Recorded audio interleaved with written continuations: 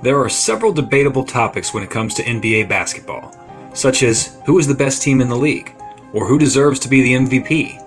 Although these questions are argued between fans and the media almost every season, the most talked about and most controversial topic to debate about when it comes to the NBA undeniably is, who is better, LeBron James or Michael Jordan?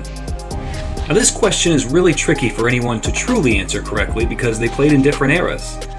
But what if we reversed the roles to where LeBron James played for the Chicago Bulls of the 1990s, while Michael Jordan played for the Cleveland Cavaliers in this era? We put together some eye-opening statistics and interesting facts to see how differently their careers would have been. Today we will be answering the big question: what if LeBron and Michael switched places? Don't forget to smash that like button and subscribe to our channel for more baller content. So for this video, we decided to look into all the categories that make a great player so great. These categories are stats, awards, and of course, championship rings. Along with these categories, we will be breaking down Michael Jordan if he were on the Cleveland Cavaliers from 2014 to 2017, and LeBron James if he were on the Chicago Bulls from 1995 to 1998, and we will see how well they would perform in different eras. These teams will be exactly the same as they were. The only change we will be making is switching the teams and eras of LeBron and Michael. Michael Jordan was the leader of the Chicago Bulls on their historic journey to winning 6 NBA championships in the 90s. The 6'6" shooting guard had an unbelievable skill to drive to the basket, a smooth mid-range jumper, and had elite defensive abilities to go along with his other amazing skill sets. Michael averaged 29.6 points, 6.1 rebounds, 4 assists, and 1.9 steals a game between 1995 and 1998. Along with these MVP caliber stats, he also had high caliber teammates such as all-around threat Scottie Pippen and the defensive and rebounding machine Dennis Rodman. But let's forget about all the rings, his stats, and his teammates, and put him on the Cleveland Cavaliers starting in 2014. The media went wild when LeBron James announced that he would be heading back to Cleveland before the 2014 season. But instead of LeBron this time, it's Michael Jordan.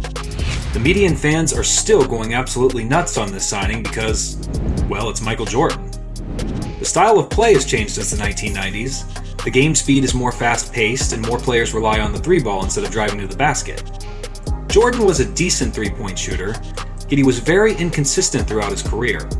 So this new style of play might be an adjustment Jordan has to make, but this won't affect him very much. The starting lineup for the majority of the season that year was a young and lethal Kyrie Irving at point guard, J.R. Smith at the 2, LeBron James at small forward, the new addition to the team that year, Kevin Love at the 4, and Timofey Mozgov at the center position. Using this lineup, we are going to assume that J.R. Smith will still be in the starting lineup, so he will be placed at small forward, and Jordan is placed at shooting guard. The 2014-2015 NBA season goes very well for the Cleveland Cavaliers with Michael Jordan, just like it did with LeBron James. Instead of Stephen Curry winning the MVP that season, Jordan comes out and wins it with ease. The playoffs come around and the Cavs are still the second seed behind the Hawks. They blow out all of their opponents on their way to the finals against the one and only Golden State Warriors.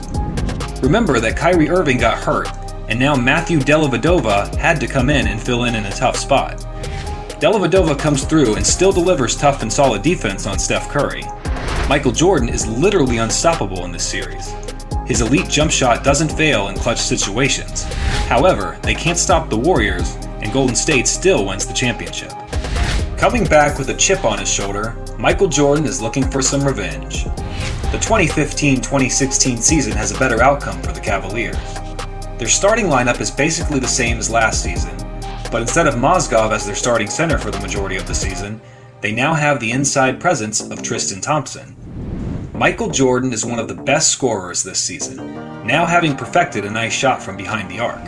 However, Steph Curry has a historical season and still wins the MVP. Jordan and the Cavs are now the number 1 seed in the East, striving to be the best team in the league, and trying to bring that championship trophy to Cleveland. After blowing out all of their opponents in the playoffs, another finals matchup against Steph Curry and the Golden State Warriors looms. The Warriors are coming off an NBA best regular season record, finishing the 2015-2016 campaign at 73-9. This time, instead of the Cavs falling into a 3-1 deficit, the two teams go back and forth in the series. In Game 7, Jordan is clutch and hits multiple shots in the fourth quarter, giving them a decent lead. So even without that historical block that LeBron James made against Andre Iguodala, the Cavs still win the championship. Led by Jordan's clutch mid-range shots, his ability to take defenders such as Harrison Barnes and Klay Thompson off the dribble, superb defense, and ultimately winning the Finals MVP. In his final season with the Cleveland Cavaliers, Jordan still has an electrifying year, but not to the same caliber he did in the previous two.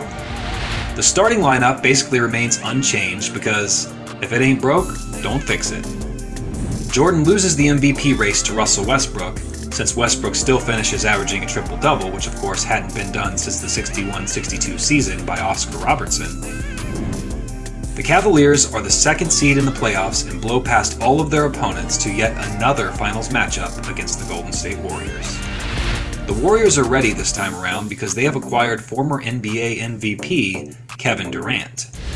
Things do not end well for the Cavs this time as they lose in 5 games. Jordan does all that he can, however the core of Curry, Thompson, Durant, and Green is just too much to handle. LeBron James had a big three of himself and 2 other All-Stars in Dwayne Wade and Chris Bosh during his stint with the Miami Heat, and they were jaw-dropping to watch from 2010 to 2014. He now finds himself part of a new big three in Chicago between the 1995 and 1998 seasons. Standing at 6'8" and weighing 250 pounds, LeBron James is one of the most versatile players in NBA history, just like Jordan was. LeBron can shoot, drive, play excellent defense, and he is also a great playmaker. He can basically play at any position on the court at any given matchup.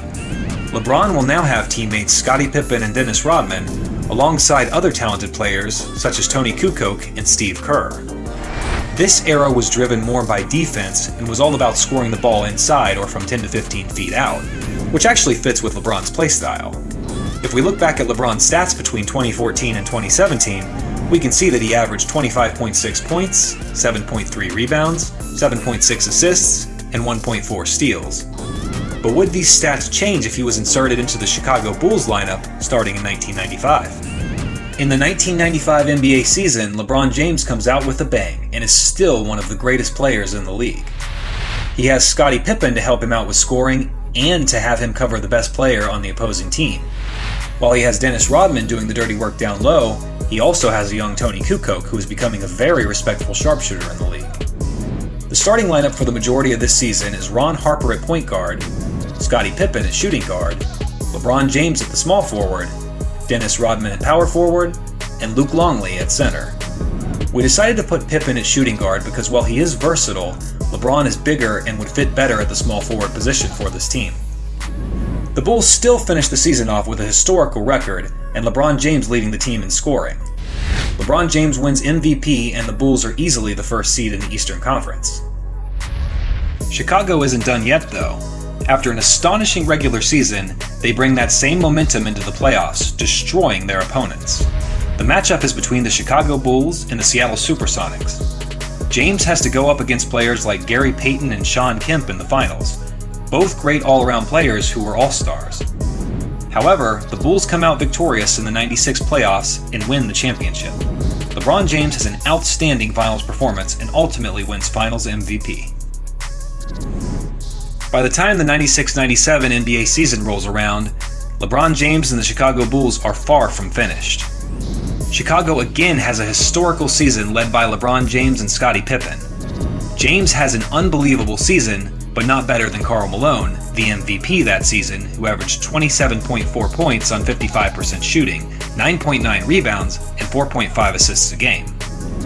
The playoffs begin and the Bulls wipe out all the teams they face, and then they reach the Utah Jazz in the finals. They are facing John Stockton, an incredible pass-first point guard who leads the league in assists, and the MVP of that season, Karl Malone. Again, the Chicago Bulls win a championship with yet another finals MVP from LeBron James. In the final season that we're covering, LeBron has another fantastic year alongside great performances by Scottie Pippen and Dennis Rodman.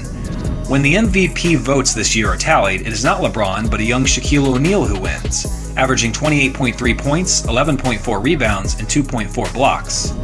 LeBron James and the Bulls are the first seed for the third time in a row while they are looking for a three-peat in the finals. The Bulls make it to the finals with ease and once again go up against the Utah Jazz. Chicago comes out winning the championship, and LeBron becomes the finals MVP for the third year in a row, making the Bulls the best team in the NBA for 3 consecutive years.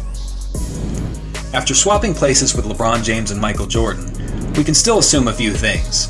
Both of them would be NBA champions, and both of them would be MVPs. The truth is, we actually don't know how different these players' careers would have been because we only covered 3 seasons, and everything we talked about is all just predictions. There's no way of finding out what could have been different. Both James and Jordan are deadly when they are on the court, but basketball is a team sport, and without help from Scottie Pippen and Dennis Rodman of the Bulls, or Kyrie Irving and Kevin Love of the Cavaliers, the endings of both LeBron's and Michael's seasons could have went in a completely different direction. But when it comes to the big question, which of the two is better, that too can't be answered as a fact. Well, we will let you guys argue about that one.